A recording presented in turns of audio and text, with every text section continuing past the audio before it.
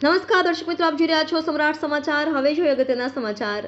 લાઠી તાલુકાના ચાવંડ ગામે સમસ્ત ગામ આયોજિત ચૈત્રી પૂનમના દિવસે મોક્ષધામમાં શિવ મહાપુરાણ કથાનો પ્રારંભ।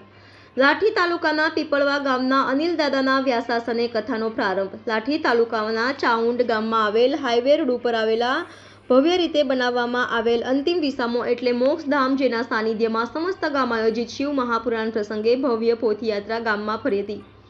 ચાવંડમાં નિર્માણ થયેલ ઠાકોર દ્વારે પોથયાત્રાનું ભવ્ય સ્વાગત કરી સૌએ દર્શનનો લાભ લઈ પોથયાત્રા મોક્ષધામે પહોંચી હતી અને મંગળાચરણ કરી કથાનો પ્રારંભ થયો હતો। રિપોર્ટર રજનીકાંત રાજ્યગુરુ, સમ્રાટ સમાચાર, લાઠી।